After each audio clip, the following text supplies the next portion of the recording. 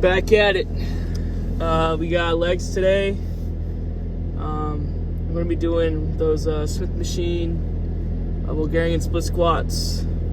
So I like those. And also I got to give my tendons and my knees a break from the sissy squats, which is the ones where you like come out over your heels and you're on your toes, and it gives a really good quad stretch. I'm taking a break from those today. Trying to think what else. Abductors and adductors. I do those every time. Yeah, same as usual pretty much. Rest day tomorrow though, so nothing that's new. So there won't be a video tomorrow. What else? Diet's going good. Hitting my macros every day, staying under.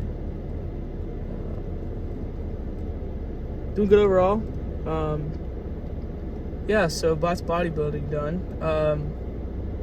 I wanted to talk about go back into emotions and talk about the importance of like dealing with them whenever you're faced with them.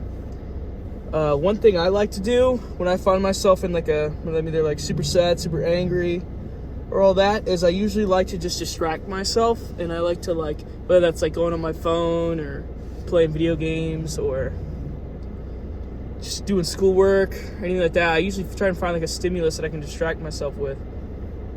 And over time, if you do that for a long time, you kind of like don't address the emotions, and then they just get like more and more overwhelming.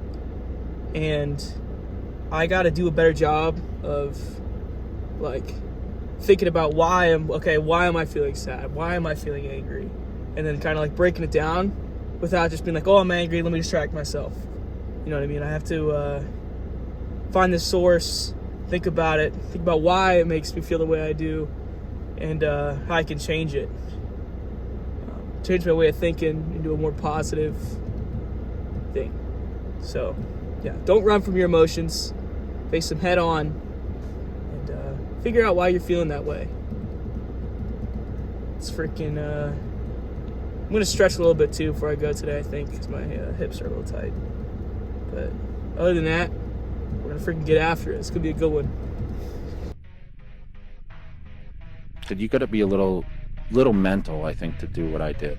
I don't want to like sound crazy, but you have to be a little fucked up. The fucking mindset of like getting up every day and pushing yourself.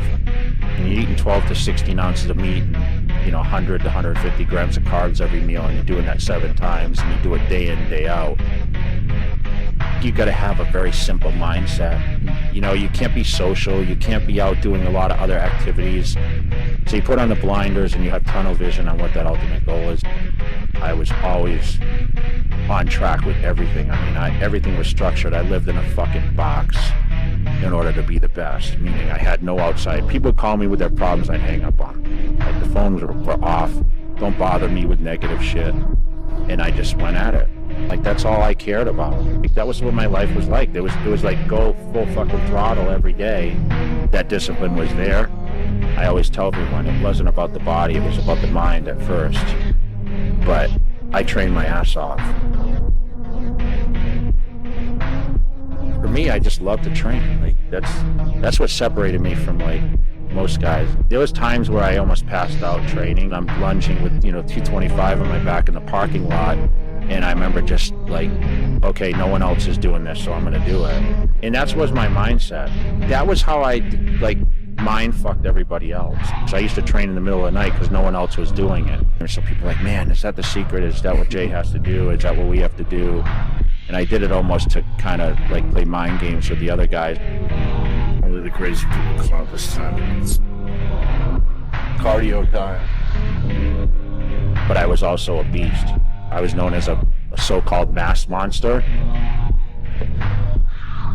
I was also stubborn as hell, right?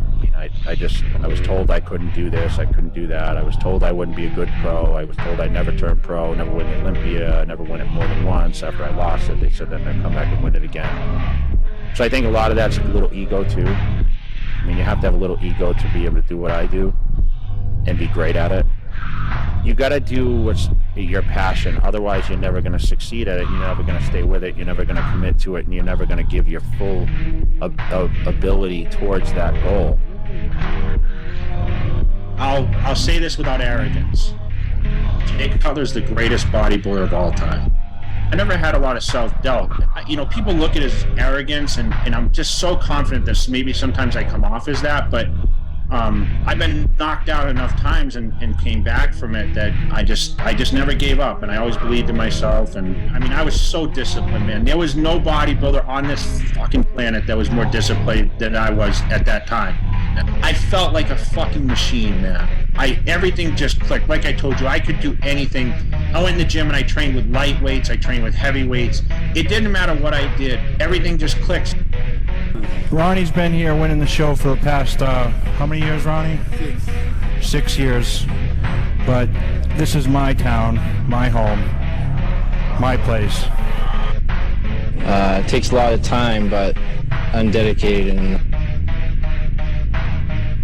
I was just so young and just, I was so, you know, naive. I really didn't know much about anything. I really didn't know how to pose. I really didn't know anything, but I had the physique, I had the structure. And once I learned how to eat, and learned how to, you know, train properly, and, you know, I wanted to be the best.